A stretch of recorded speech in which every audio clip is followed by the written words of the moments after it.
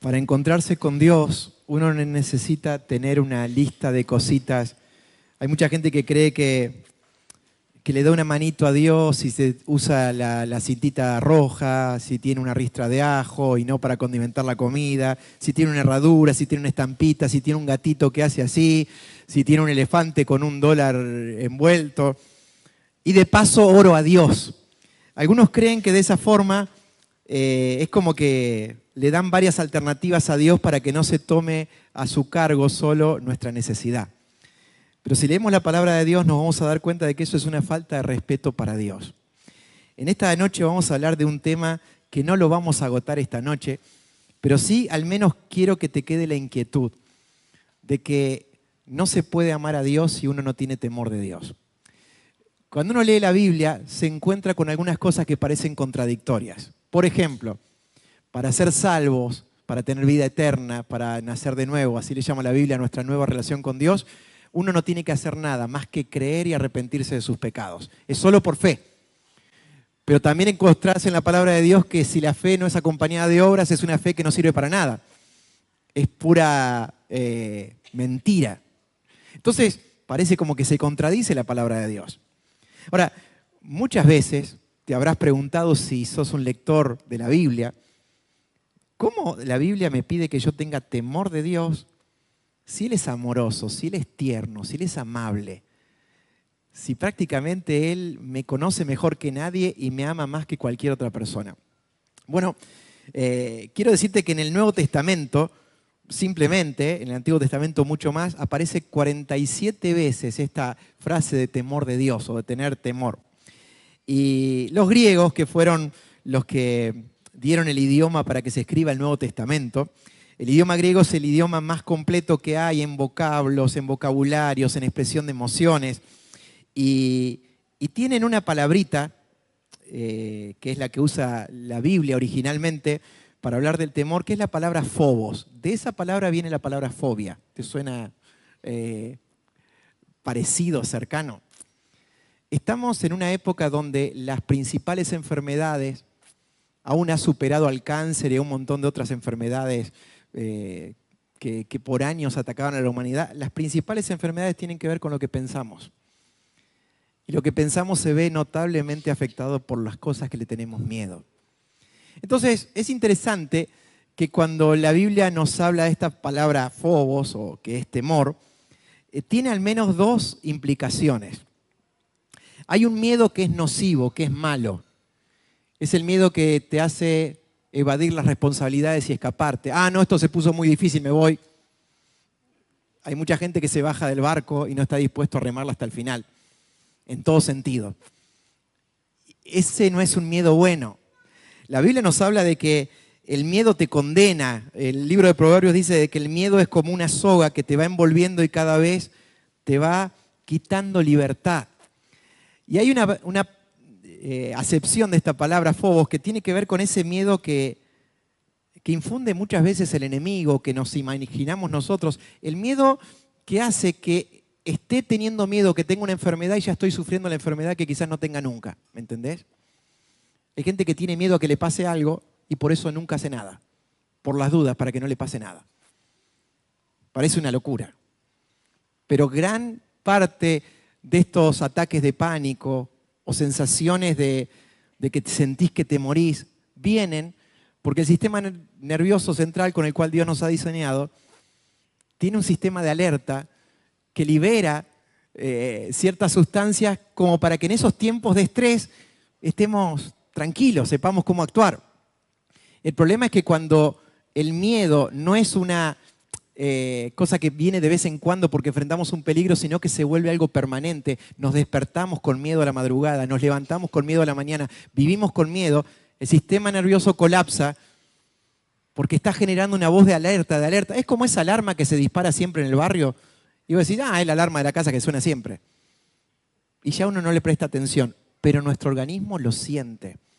Estamos en la era de las enfermedades de la cabeza, de la mente. Y te pueden hacer un montón de estudios, pero ¿quién va a detectar miedo? Dicen que los perros sienten el aroma de que alguien tiene miedo. Y por eso hay algunos que abusan de eso. Dicen que los caballos, esos caballos que tienen su personalidad, cuando saben que el jinete no tiene idea, lo lleva para donde quiere. Ahora, cuando saben que alguien agarra con rienda firme, dice, con este no se juega. Y eso que ni hablaron. Ahora, hay otra clase de temor que quiero que hablemos esta noche, que es un temor que es bueno. Es el temor preventivo, es el temor que te libra de peligros. Cuando te acercás a algo que está caliente, a una hornalla, al fuego, cuando sentís esa sensación te alejás porque es un temor. No es que temblás delante del fuego, es que decís, no lo voy a tocar porque me va a quemar. No voy a cruzar la calle porque veo que viene una moto fuerte. Es un temor que te protege. Cuando la Biblia nos habla de temor de Dios, nos está hablando de esta clase de temor. Un temor que te protege. Y ya lo vamos a explicar un poquito más y vamos a leer una de las historias de la Biblia que por lo general no se predican mucho y no son esas historias que uno le enseñaría a sus hijos. Mirá qué linda historia, porque es una historia bastante fuerte. Y ya vamos a ir a ese relato, pero rápidamente te quiero decir esto. El temor de Dios es mi forma de respetar y valorar quién es Dios. Hay mucha gente que dice, mi relación con Dios yo la manejo así, Él no me molesta y yo no lo molesto. Si tengo alguna necesidad, bueno, como debe tener tanta lista de espera, yo ahí sí le pido. Pero después no lo molesto porque debe estar muy ocupado. ¿Sabes qué es eso? Es una falta de respeto a Dios. Pero si yo no le hice nada, sí, lo ignoraste. Y quizás es el pecado menos confesado y menos reconocido, porque temor de Dios es darme cuenta del valor que tiene su presencia. Vamos a ir a un relato que tiene que ver con la iglesia del libro de los Hechos. Nos vamos a ir al capítulo 4 de Hechos y estaban pasando cosas maravillosas. Ahí lo tenemos para leer. Donde estés, si estás en un lugar que no alcanzás a ver, pon el espejo retrovisor o busca en la Biblia de tu celular. Y no había entre ellos ningún necesitado. Está hablando de una iglesia que tenía para esta altura más de 10.000 personas. Y entre ellos no había ningún necesitado, porque todos los que poseían terrenos o casas, escucha esto, los vendían y el dinero de lo vendido lo llevaban y lo ponían en manos de los apóstoles y este era repartido según las necesidades de cada uno. Hago una aclaración, algunos dicen, claro, lo vendían porque el gobierno romano te confiscaba los bienes por ser cristiano. Quiero decirte algo, hasta esta altura no había llegado la persecución. Son cosas diferentes. Una cosa es que vendás algo porque no te queda otra y otra cosa es que lo vendás porque tenés una convicción que vas a ayudar a alguien. Estamos hablando de eso. Y cuando hablamos de necesitados no hablábamos de vivos que no querían trabajar. Hablamos de gente que vivía esclavizada en condiciones infrahumanas y que había creído en Cristo y que no tenía ni siquiera qué comer cada día. Entonces, no es que fue una predicación, pero el Espíritu de Dios empezó a generar deseos en el corazón de los creyentes. El que tenía un poco más decía, bueno, che, yo tengo esto, la verdad, que me costó tenerlo, pero lo vendo con tal de ayudar a aquellos que están pasando necesidad. Cosa interesante. Y es medio como que viste que así como la queja es contagiosa, las buenas acciones también son contagiosas. Entonces, ¿qué pasa?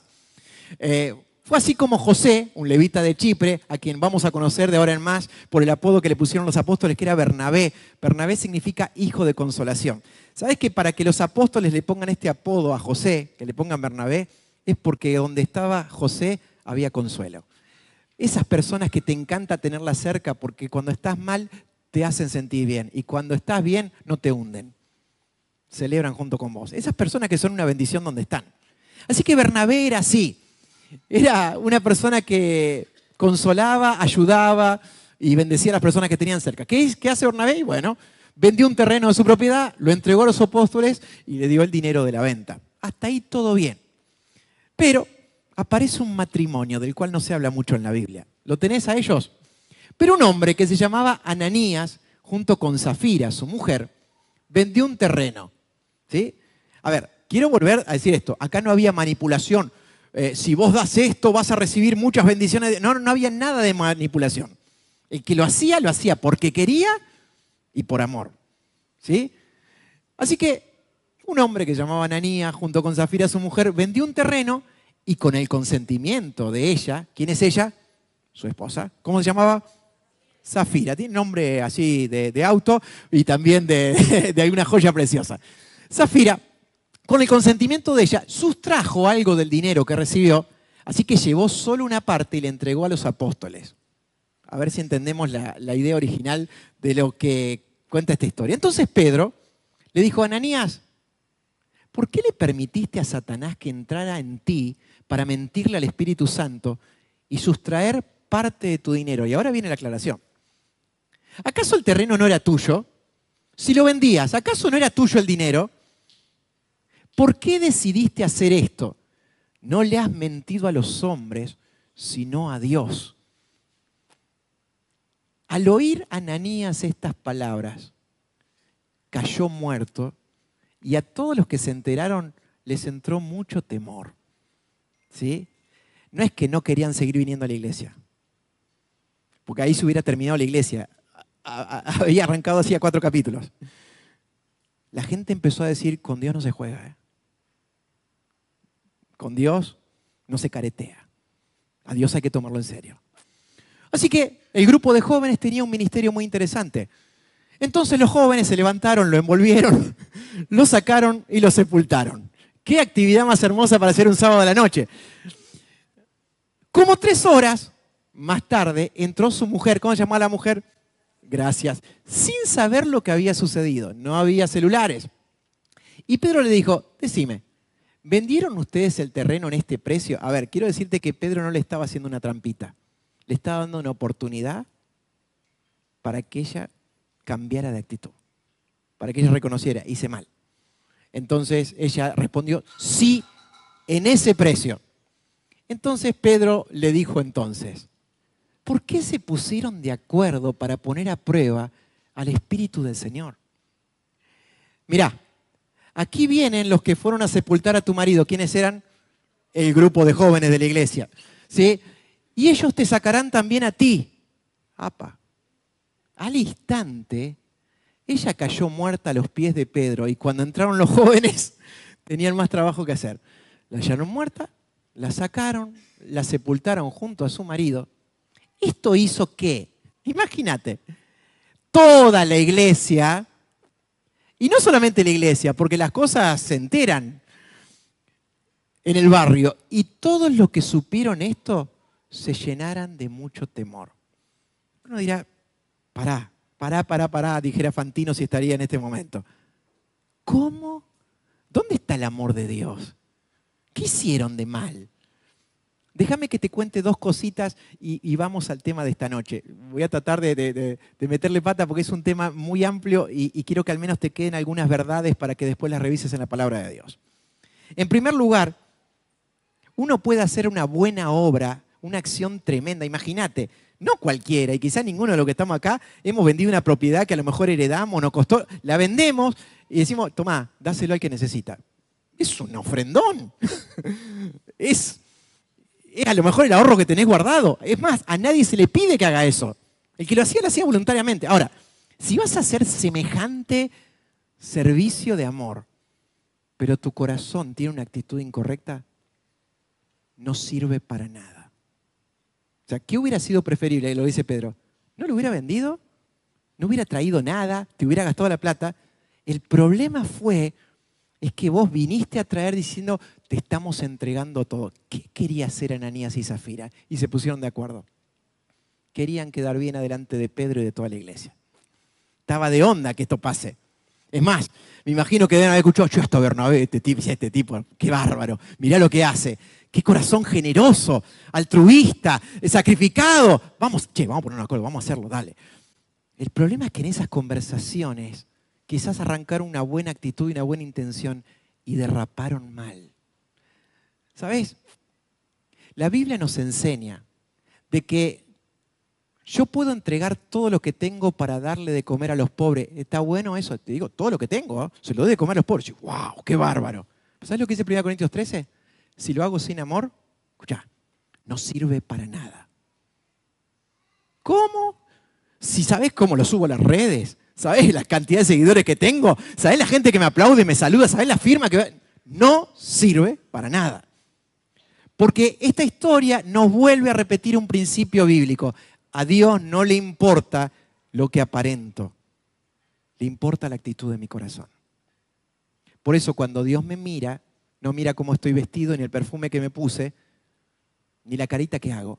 Mira la actitud de mi corazón. Segunda cosa, puedo hacer muchas cosas por amor a los demás y por amor a Dios externamente, pero si mi corazón no tiene sinceridad, integridad, respeto por Dios, lo que hago es algo que en vez de generar vida, genera muerte. Fíjate cómo terminó esta historia.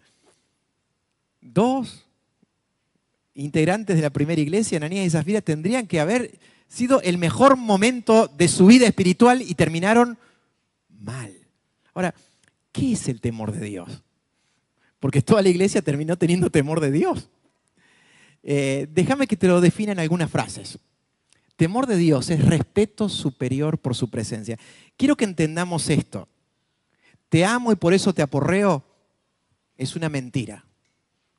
Te amo tanto que a veces tengo que... No. Te amo y a veces te lastimo, te tengo que decir las cosas. No. La Biblia nos enseña de que el verdadero amor es respeto por la otra persona. Respeto en todas las áreas, en palabra, en trato, en fidelidad, en mis pensamientos. Por eso, si yo digo, Dios, te tengo que amar y le falto respeto, no me doy cuenta lo maravillosa que es su presencia, lo estoy ofendiendo. Puedo hacer la mejor obra de beneficencia de mi historia, pero si mi corazón tiene la actitud incorrecta, estoy ofendiendo a Dios, aunque afuera todos me admiren. ¿Y qué es lo que más queremos? Agradar a Dios. El temor de Dios es respeto superior por su presencia. El temor de Dios es tomar en serio a Dios y a sus límites. ¿Sabes que Dios le puso límites? La Biblia es una conjugación de promesas, pero también de mandamientos. De cosas en las cuales Dios se compromete, pero cosas en las cuales Dios quiere que nosotros seamos fieles y obedientes. Ahora, ¿viste cuando uno empieza a acostumbrarse? Nos pasa cuando nos ponemos de novio, estamos conociendo a una persona, una amistad. Somos cuidadosos porque no queremos ofender, hasta que ya va pasando el tiempo y ya me da lo mismo. Total, ya está. Imagínate, 29 años de casados tenemos con Maricel. Si llego, 29 años, ya está, ya fue. No es que le voy a tirar a los 29 años a la borda, pero ya está, no hay que cuidar tanto. Ya no conocemos, ya no miramos, ya no conocemos. Y dejo de hacer los deberes del service, del mantenimiento, de respetar a mi esposa aún más que hace 29 años atrás. ¿Sabes qué pasa? Todo entra en riesgo. Es así.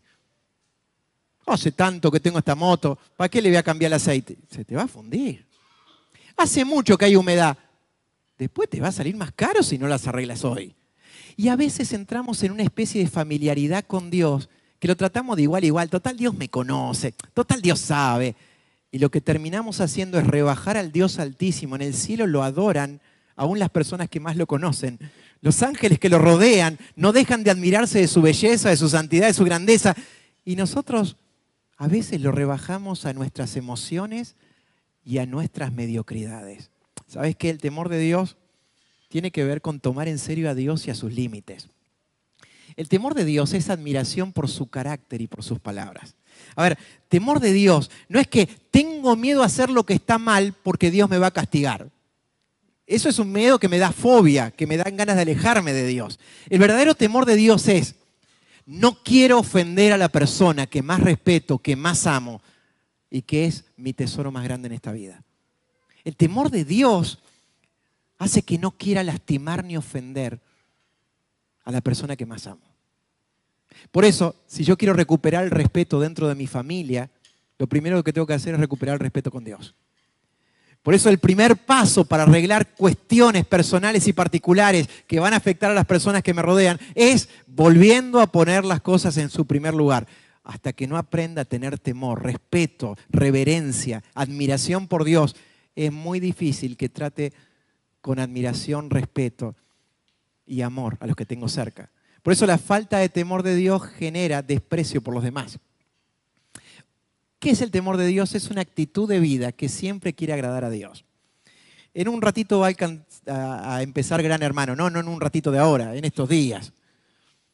No te quiero hablar de ese reality, pero sabes que el logo es un ojo que te está mirando constantemente. Entonces, estos que son convocados y que son seleccionados, empiezan a actuar para ese ojo, para esa cámara que lo están monitoreando las 24 horas. Y más allá de un juego, y más allá de miserias que se muestran en ese reality, la idea es esta: el temor de Dios es que vivo para la mirada de uno. ¿Viste cómo celebra los goles Messi? Cristiano Ronaldo salta y hace así, pero Messi siempre hace así. Independientemente de que esté señalando si a Dios o a su abuelo que lo ama tanto, el temor de Dios es que todo lo que hago, sea públicamente o donde nadie me ve, lo hago para la mirada de uno solo. Es como ese chiquito que aprendió una nueva pirueta y dice: papá, mirá lo que hago. Y no está haciendo gran cosa, pero quiere que su papá le preste atención. Cuando tenemos temor de Dios, es como que nos entra una sensación de decir: Dios me está mirando. Todo lo que hago, lo que pienso, toda actitud, toda palabra que digo, esté donde esté, lo hago para Él. ¿Sabes que el temor de Dios te hace más excelente en la vida? No te corta las piernas, te da alas. Por último, quiero decirte que el temor de Dios es una ventana al corazón de Dios. Todo aquel que conoce a Dios sabe que lo tiene que seguir conociendo. Y el temor de Dios, una de las cosas que nos hace es entender qué cosas le gustan a Dios y qué cosas no le gustan a Dios. Con qué cosas puedo charlar con Él y Él me va a entender, y con qué cosas no puedo jugar con Dios. ¿Sabes? El Proverbio 8:13 dice que el temor de Dios es aborrecer lo que Dios aborrece. Entre esas cosas, la arrogancia, la soberbia y el creerme que soy superior a los demás. Cuando yo tengo temor de Dios, empiezo a decir: ¿cómo hago para que lo que a Dios le gusta yo lo pueda realizar? Y con las cosas que a Dios no le gusta, yo no quiera ni meterme ni pasarle cerca. Eso es temor de Dios. Bueno, ¿qué es temor de Dios? Ahora, el tema es qué hace el temor de Dios en nuestra vida. Y rápidamente, tengo pocos minutos para contarte esto, que es muy interesante. Fíjate lo que dice el Proverbio 16:6. La otra versión dice esto: con misericordia y con verdad se corrige el pecado, pero con el temor de Dios los hombres se apartan del mal. Esta versión dice: el verdadero amor perdona el pecado, pero el temor del Señor aparta del mal a los hombres. ¿Sabes que a veces como cristianos entramos en un juego de que sabemos que Dios es bueno y que Dios nos perdona? Entonces, como Dios es bueno y nos perdona y nadie es perfecto, ¿por qué voy a cambiar? ¿Me entendés? Y es como que uno empieza a abusar de que Dios es bueno. Y cuando uno abusa de la bondad de alguien, lo está tratando ¿de qué? De tonto. Le está faltando el respeto. Hoy vamos a volver a pensar en la cruz cuando participemos de la cena. Y para Dios el pecado no es una opción. Para Dios el pecado es algo tan terrible que está dispuesto a sacrificar lo que más tiene para que nosotros no tengamos nada que ver con eso que nos separa de Él. Así que el temor de Dios hace que yo me aleje del mal. Cuando David compone muchos de sus salmos, ¿sabés que David tenía un corazón conforme al de Dios? David es el que más usa esta expresión, temor de Dios. Vas a encontrar en todos sus salmos los que temen a Dios. Y no es gente que se aleja de Dios porque le tiene miedo. Es gente que le tiene un respeto y una honra superior que te hace ser más excelente en todo lo que haces. Fíjate lo que dice también la Biblia de Hechos 9. Uno dice: bueno, si toda la iglesia tuvo temor, no asiste más a ninguna iglesia. Nadie le trae una ofrenda a Pedro por la duda de que te haga un cuestionario. Pero ¿sabés lo que pasaba? Mirá lo que dice: mientras tanto las iglesias en toda Judea, Galilea y Samaria, las provincias de Palestina de aquella época, vivían en paz y eran edificadas en el temor de Dios. ¿Qué es ser edificado? Uno crece cuando empieza a respetar más a Dios. ¿Cómo crezco en mi relación matrimonial? ¿Comprándome más cosas? ¿Haciendo algún que otro viaje? Está buenísimo comprarme cosas y hacer viajes. Pero yo crezco en mi forma de amar cuando aprendo a respetar más a la persona que digo amar. ¿Cómo crezco en mi relación con Dios? No manipulando, hago esto para que me des lo otro, sino ni más ni menos que respetando su autoridad sobre mi vida, valorando quién es Él y cuánto lo necesito. Rápidamente te digo, ¿qué hace el temor de Dios en nuestra vida? Primero, nos hace conscientes de nuestros pecados. ¿Sabes que cuando la luz está apagada, uno no puede ver las cosas como son? Pero cuando se enciende la luz, uno se da cuenta si estaba despeinado, si tiene una lagaña, si la ropa está arrugada, si el botón está más prendido. Isaías era una de las personas en su época que era el vocero de Dios, era un profeta de Dios, era un mensajero de Dios, escuchaba a Dios, hablaba palabra de Dios, era uno de los que sobresalía en su época. En Isaías capítulo 6 se nos cuenta de que Isaías tiene una visión del trono de Dios. Y cuando ve la grandeza del trono de Dios, ¿sabes lo que dice Isaías? ¡Ay de mí! Yo merezco la muerte porque vi a Dios y me doy cuenta de que mis labios son inmundos. No es que no se había lavado los dientes ese día. No es que tenía mal aliento. ¿Sabes lo que está diciendo? Yo me quejo. Yo miento. Yo con mis palabras ofendo. Veo la grandeza de Dios y me da un temor santo y me ayuda a darme cuenta de que no puedo seguir hablando como hablaba antes. ¿Entendés? El temor de Dios hace que uno se dé cuenta de esas cosas que las normaliza y dice, sí, todo lo hace, ya está, debe ser así. El temor de Dios nos ilumina la mente. El temor de Dios nos lleva a arrepentirnos. ¿Sabes que pedir perdón lo hace cualquiera? Ahora, arrepentirse es una cosa superior. La Biblia dice que realmente nacemos de nuevo y tenemos vida eterna, no solamente por creer en Jesús, sino por pedir perdón y arrepentirnos de nuestros pecados. Yo puedo vivir la vida pidiéndole perdón a Dios por lo mismo, y lo hago, y al tiempito así lo vuelvo a hacer. Y bueno, ya está, lo hice de nuevo. Total, Dios es un Dios bueno, perdonador. Señor, perdóname, de nuevo me equivoqué. Y cuando empiezo a abusar de ese perdón y no hay arrepentimiento, estoy ofendiendo el corazón de la persona que más me ama. No estoy valorando el precio que se pagó para que yo sea libre de mis pecados. Entonces, la palabra arrepentimiento es que de ahora en más me doy cuenta de cómo ofendo a Dios con lo que hago, con lo que digo, con esas cosas que no puedo seguir tolerando en mi vida y no postergo. No me vuelvo mediocre a decir, y bueno, es lo que hay, Señor, vos me elegiste así. No, no, no. El temor de Dios hace que quiera cambiar para siempre, haga cambios profundos y diga, de ahora en más no lo hago más. Y si por esas cosas vuelvo a derrapar, quiero que sepas, Señor, de que te respeto tanto y no quiero volver a hacerlo. Me duele pecar. No es que me da placer y cuando me siento culpable pido perdón y nada más. El perdón de Dios no es una aspirina que calma. El perdón de Dios en su temor es algo que nos lleva a replantear y a hacer cambios profundos. ¿Qué más hace el temor de Dios en nuestra vida? Nos aleja del mal. ¿Viste cuando a los chiquitos les decís, no toques eso y es un enchufe? Y va con los dos deditos así. No agarres el cuchillo. ¿Y qué agarra el chiquito? El cuchillo. Cuidado con eso que te podés cortar. ¿Y qué hace? ¿Por qué? Porque no mide el peligro. Porque no se da cuenta, juega con los límites. No cruces la calle solito, no hagas esto. No se da cuenta. No agarres eso que está caliente.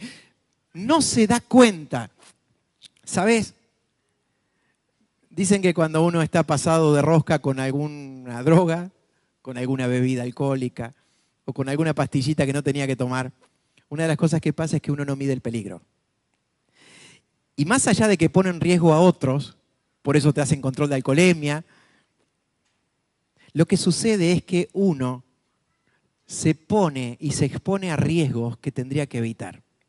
¿Lo conoces a Sansón? Sansón es un personaje divino de la Biblia. Divino porque Dios lo eligió, Dios lo mandó como un libertador para Israel. Pero si vos lees en Jueces 14, la historia de Sansón, es alguien que jugó con los límites. ¿Hasta dónde puedo hacer esto? ¿Hasta dónde está mal o hasta dónde está bien? Y empezó a abusar de la gracia de Dios y en vez de alejarse de lo que estaba mal, tenía una profunda atracción cada vez más por las cosas que no le convenían.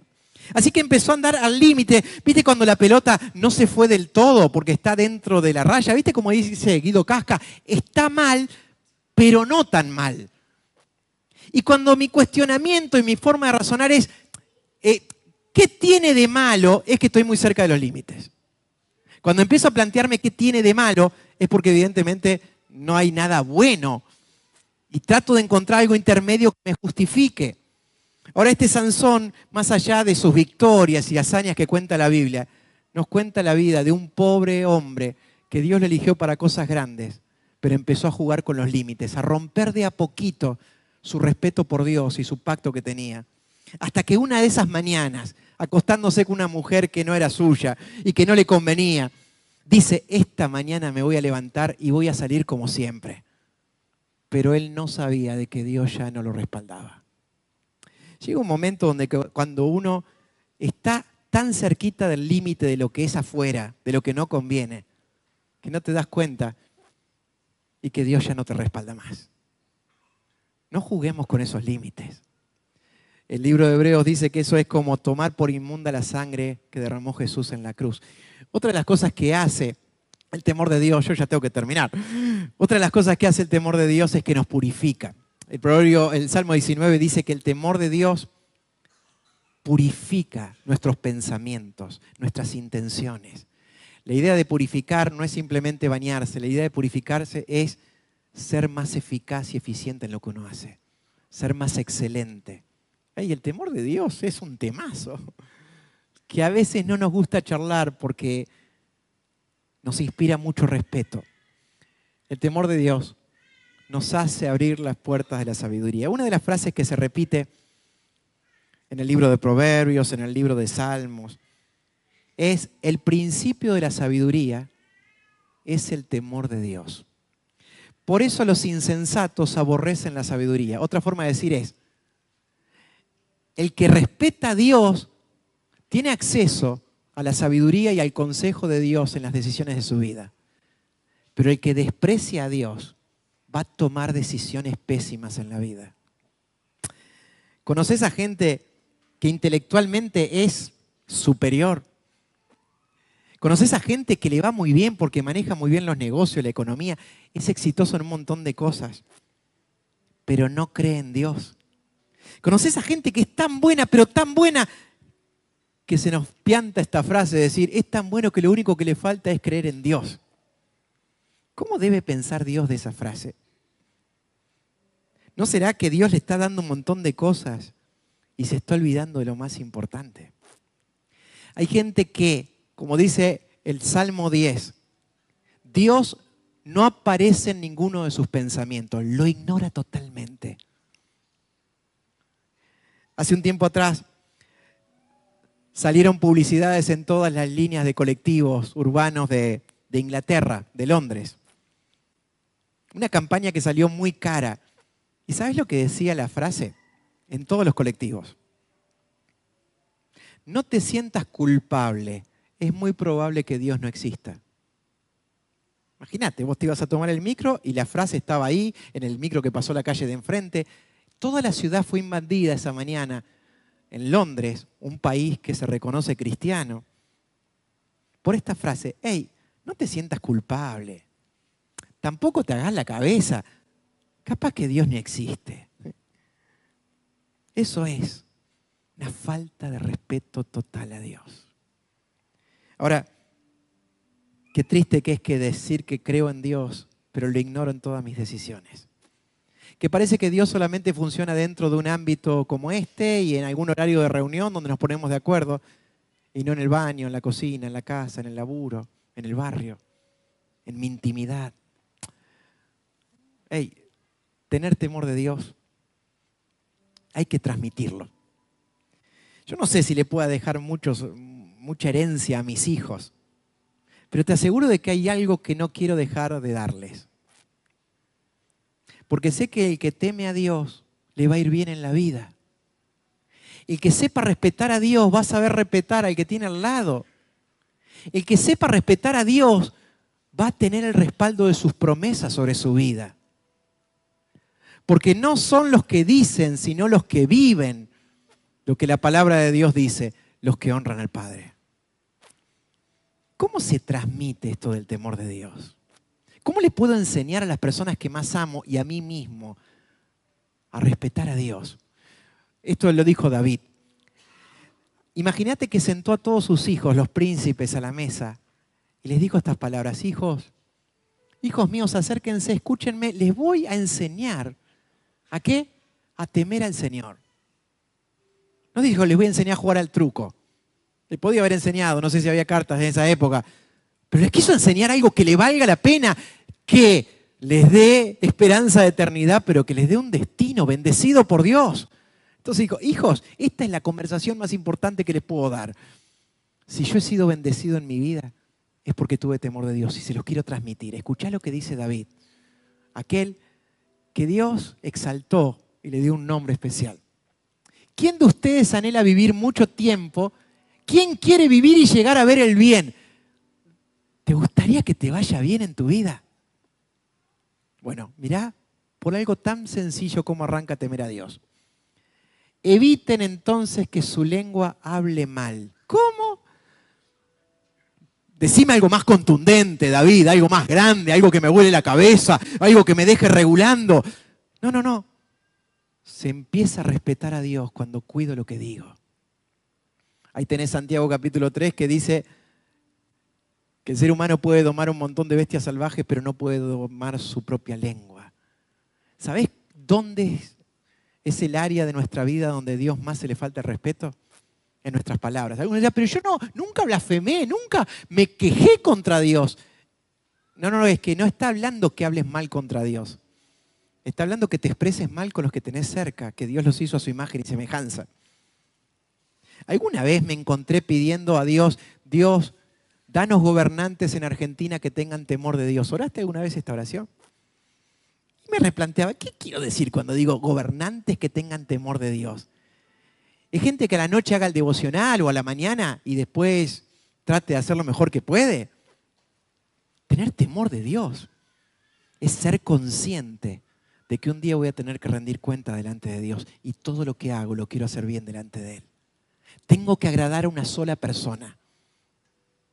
Cuando la Biblia nos enseña el Proverbio 3 de que cuando guardo la palabra de Dios en mi corazón, Dios me aumenta paz y me da vida y me da misericordia, dice, me ayuda a hallar gracia delante de los ojos de Dios y en consecuencia me hace ser de bendición a todos los demás. Sigue diciendo David, me copé, es un temazo este. Eviten entonces que su lengua hable mal, ahí entran quejas, mentiras, exageraciones y comentarios sobre otros. Eviten que sus labios profieran mentiras, apártense del mal y practiquen el bien. Busquen la paz y síguenla. ¿Por qué? El Señor no aparta sus ojos de los justos, sus oídos están siempre atentos a su clamor.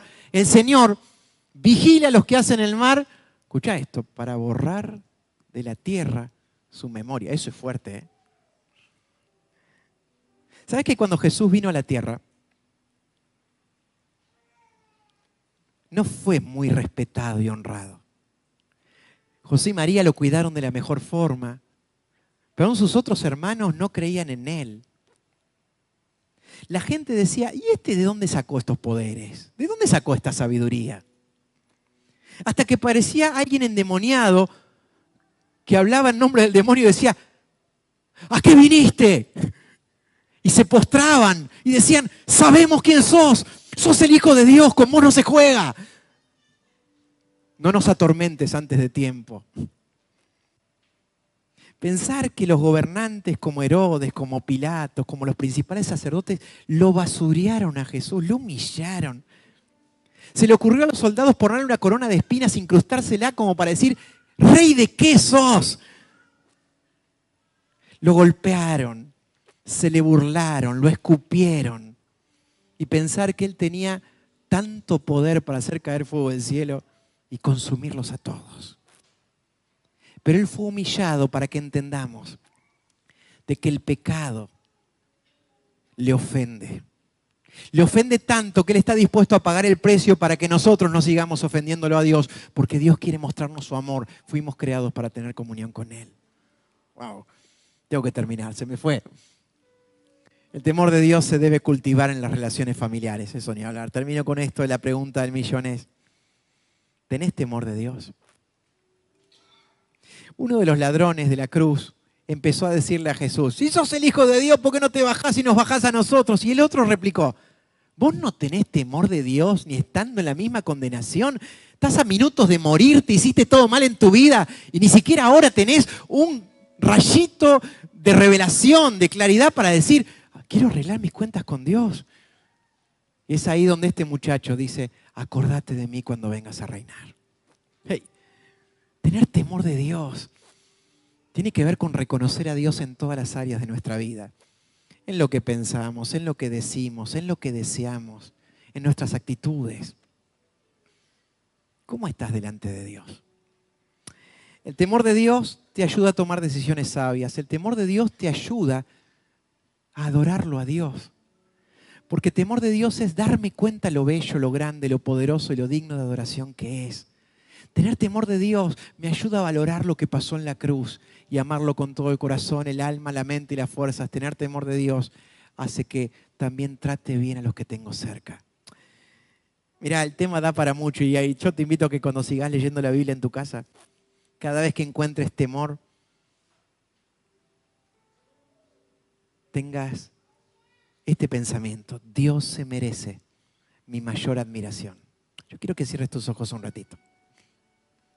Hay una promesa, hay un montón de promesas, pero déjame que te cite una, la del Proverbio 22:4. Riquezas, quiere decir todo lo que necesitas y en abundancia. Honra, quiere decir un testimonio de vida, que es ejemplar. Y vida, que quiere decir salud física, mental, emocional, familiar. Riquezas, honra y vida son el resultado de la humildad y del temor de Dios. No se puede seguir a Dios si no tengo temor por Él. Dios no lo puedo manejar y manipular. Es mucho más grande de lo que sé, de lo que vi y de lo que me dijeron. ¿Te gustaría conocer a Dios? El temor de Dios hace que entremos como en una ventana en el corazón de Dios y descubramos lo que Él siente.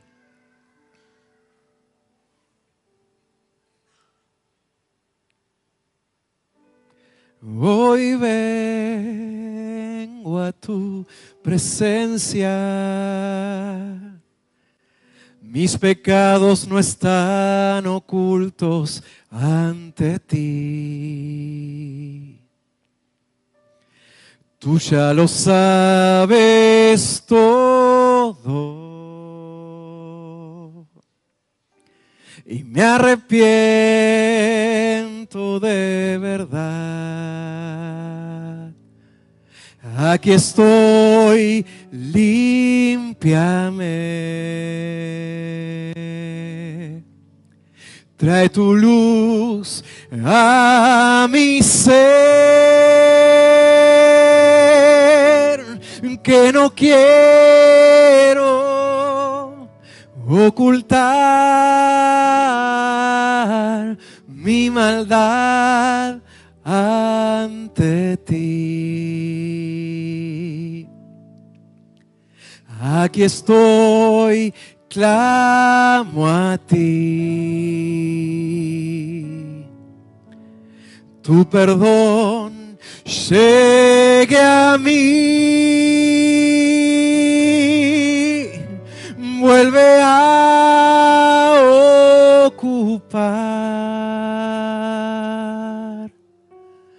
el primer lugar en mí. Y la vamos a cantar una vez más a esta canción. Esta canción es una oración cantada. Quizás por primera vez en esta noche te des cuenta de que Dios no es un accesorio, no es un delivery. Dios no fue creado para ayudarnos a nosotros. Él es el alfa y la omega, el principio y el fin, el creador. Él no depende de nosotros, nosotros dependemos de Él. Y así todo, nos ama intensamente. Y nuestros pecados nos separan de Él, pero para eso vino Jesús. Dios muestra su amor para con nosotros en que, siendo aún pecadores, ofendiéndole aún sin darnos cuenta, Cristo murió por nosotros. El temor de Dios nos ayuda a elevar el nivel de lealtad y dignidad por Él. Y en esta noche puedes hacer tuya estas palabras y pedirle al Señor perdón, pero te hablo a vos que sos hijo de Dios, y la familiaridad, el estar acostumbrados a que hablamos y Dios está cerca, a veces nos ha hecho despreciar la grandeza de su presencia. Hasta que Dios no sea honrado en tu hogar, el enemigo va a tener libertad para llevarse las cosas más hermosas y arruinarlas. Pero cuando tememos a Dios, el temor de Dios es una fortaleza que nos rodea y nos protege. Quizás tengas que hacer esta oración una vez más. Hoy vengo a tu presencia. Mis pecados no están ocultos ante ti. Tú ya lo sabes todo. y me arrepiento de verdad. Aquí estoy, límpiame.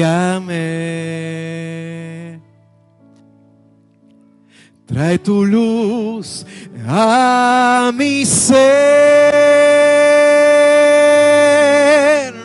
que no quiero ocultar mi maldad ante ti. Aquí estoy, clamo a ti. Tu perdón llegue a mí, vuelve a ocupar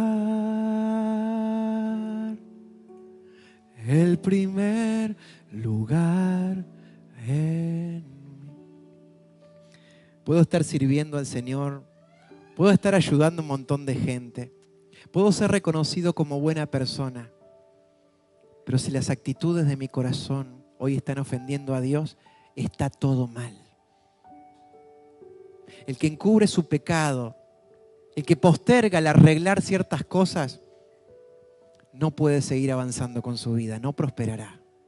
Pero aquel que lo confiesa y se aparta, alcanza la misericordia del Señor. Vuelve a ocupar el primer lugar en mí.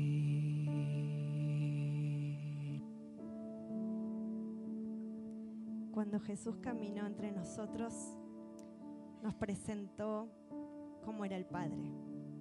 Vino a acomodar la imagen distorsionada que teníamos de Él. Nos vino a presentar un Padre que nos ama, que nos espera, un papá que nos perdona, que si como cantábamos recién le pedimos perdón, Él es experto en dar oportunidades y de nuevo nos perdona.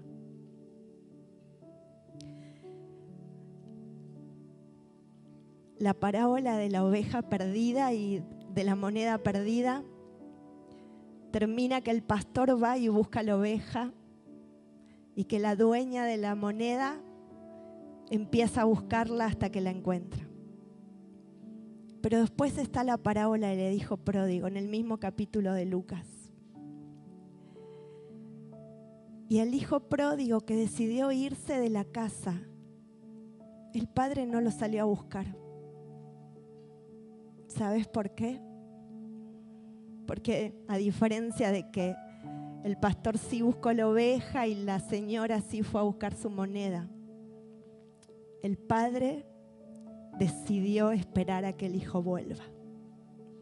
Porque Él no nos obliga a amarlo. Él no nos obliga a que lo elijamos. Él espera que lo hagamos. Y gracias a Dios que un día volvimos. Gracias a Dios que un día nos dimos cuenta que necesitábamos un Salvador. Que Jesús murió en la cruz por nosotros y que su sangre derramada y su cuerpo lacerado fue la invitación que el Padre nos dio para que nos sentemos a la mesa. Porque Él es experto en armar banquetes para hijos pródigos con olor a cerdo. Él es el Padre que hace fiestas extravagantes para los hijos que deciden volver. Y en esta noche el Señor nos hace sentar a la mesa. Y hoy queremos celebrar que un día volvimos en sí, que un día nos dimos cuenta y un día volvimos. Por eso tenemos que celebrar, aunque este momento es casi siempre para pensar en el sacrificio de Jesús, que le damos gracias a Dios, porque por eso podemos estar acá. pero celebramos que un día estábamos muertos y el Señor nos dio vida. Dice Efesios 2 que estábamos muertos en nuestros pecados y Él nos dio vida. No quiere decir que nos dio una vida para que cambiemos actitudes o conductas. Nos dio vida porque en nuestros pecados estábamos muertos y en Él encontramos vida, vida eterna, salvación. Hoy volvimos y estamos en la mesa sentados. Por eso hoy estamos de esta manera rodeando la mesa, donde están dos símbolos que son el vino y el pan, símbolo del cuerpo y de la sangre de Jesús. Antes de participar, los invito a cantar una canción de gozo, de festejo, de alabanza, de gratitud, porque ¿qué hubiera sido de nosotros si no hubiéramos vuelto a casa? ¿Qué hubiera sido de nosotros si el Padre no hubiese corrido a recibirnos como en la parábola del hijo pródigo? Todos los días esperaba en la puerta de su casa, me imagino, mirando el camino donde un día el hijo se fue. Y esperaba que el hijo vuelva, esperaba que el hijo lo vuelva a elegir. Y hoy nosotros volvimos a elegir al Padre. Te invito a que te pares, te invito a que te pongas de pie y que celebres que la sangre de Jesús sigue teniendo poder para limpiarnos, para restaurarnos, porque estábamos perdidos, pero el Señor nos encontró. Estábamos muertos y en Él encontramos vida eterna. Gracias, Señor.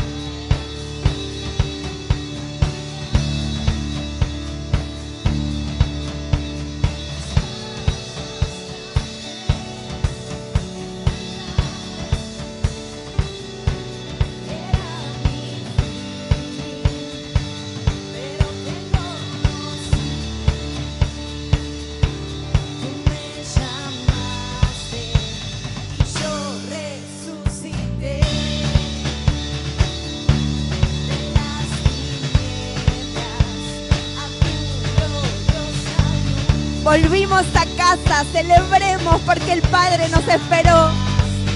Celebra que tus pecados se perdonaron.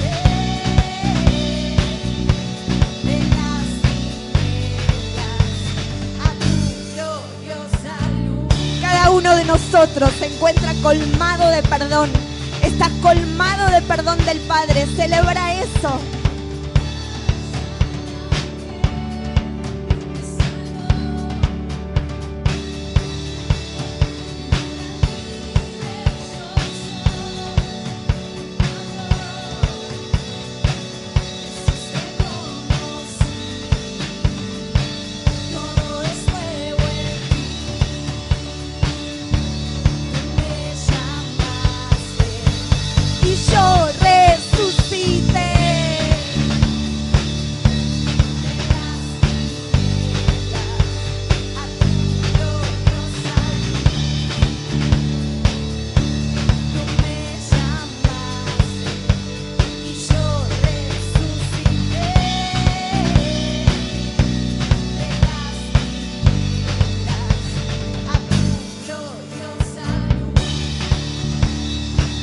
Nuestro Dios nos cambió el destino. Nuestro Dios nos perdonó. No hay pecado que su sangre preciosa no puede limpiar.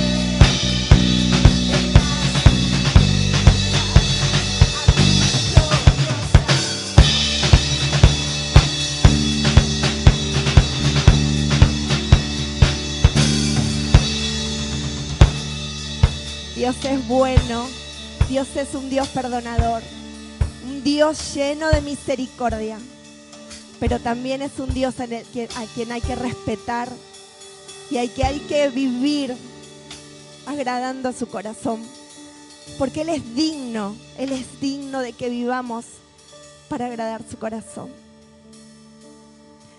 Yo le voy a pedir que puedan pasar los hermanos que nos van a ayudar a compartir, a repartir entre todos el pan y el vino. Si pueden pasar acá atrás, hay una mesa destinada.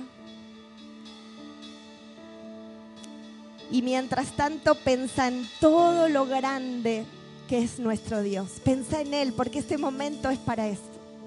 Pensá en su amor, en su misericordia, en la verdad que nos dice en su palabra.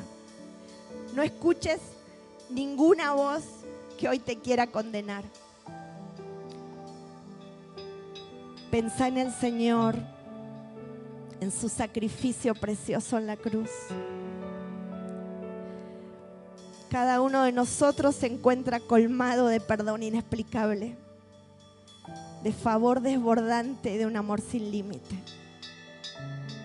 Mientras estamos repartiendo el pan y el vino, yo voy a hacer una oración.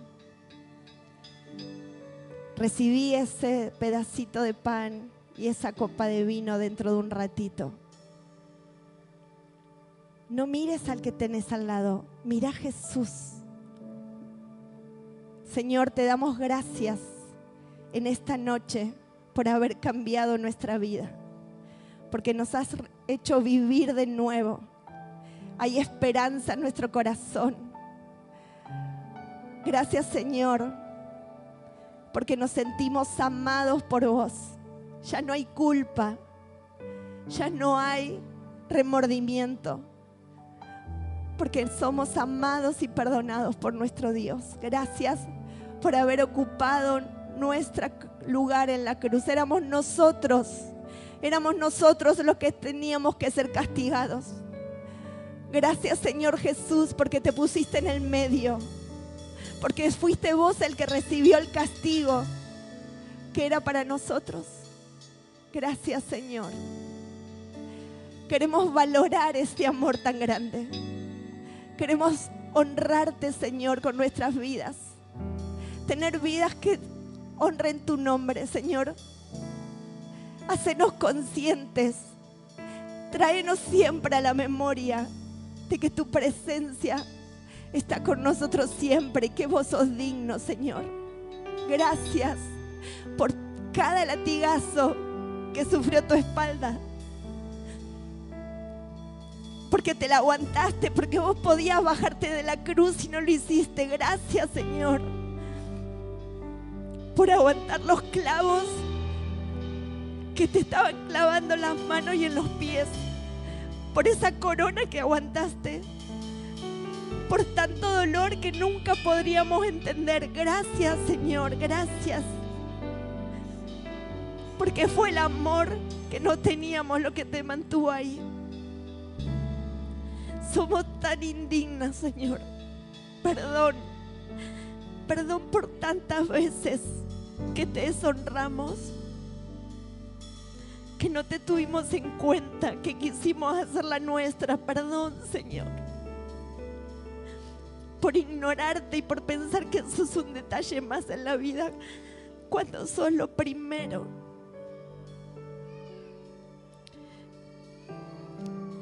Gracias, Señor. Te damos gracias por tu perdón, por el abrazo que nos estás dando, porque ese abrazo de reconciliación, ese abrazo de perdón y ese abrazo de perdón. Gracias, Señor. En el nombre de Jesús. Gracias. Amén. Amén.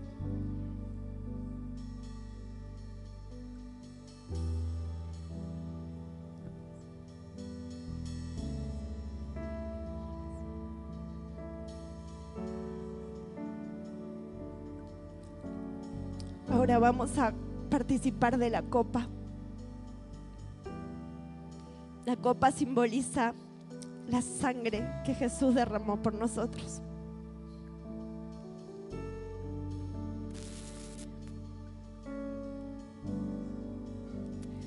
Hay poder en la sangre de Jesús. Si confesamos nuestros pecados, Él es fiel y justo para perdonarnos. La sangre preciosa de Jesús, la sangre preciosa de Jesús nos perdona.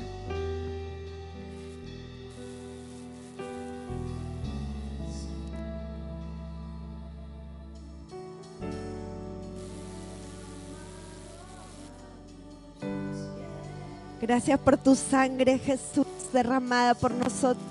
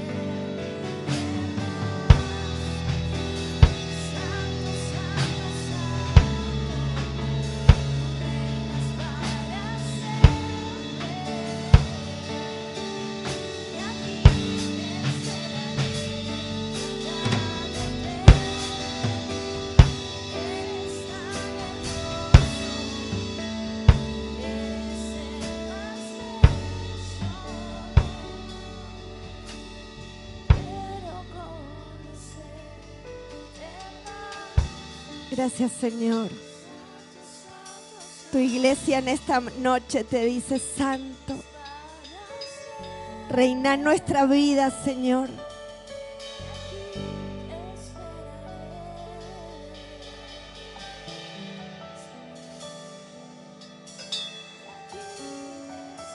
Te esperamos, Señor.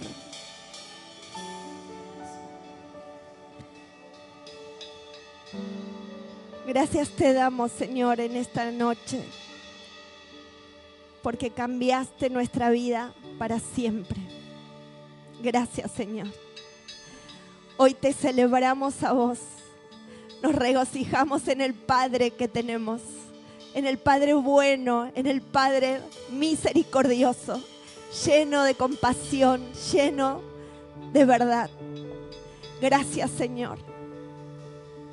Vivir esta semana con gozo en nuestro corazón, porque somos perdonados, porque estamos sentados a la mesa del Padre, porque tenemos acceso a tu presencia. Gracias, Señor, te celebramos a ti. Queremos tener vidas que te honren, Señor. Danos temor tuyo. Ayúdanos a vivir en tu temor, Señor, no con miedo, sino con reverencia, con respeto, como muestra del amor, como respuesta al amor que tenemos por ti y que queremos tener mucho más. Queremos que crezcas. Tantas gracias, Señor. Decirte que te damos espacio. Te haremos espacio en nuestra vida, Señor. Haz lo que quieras con nosotros.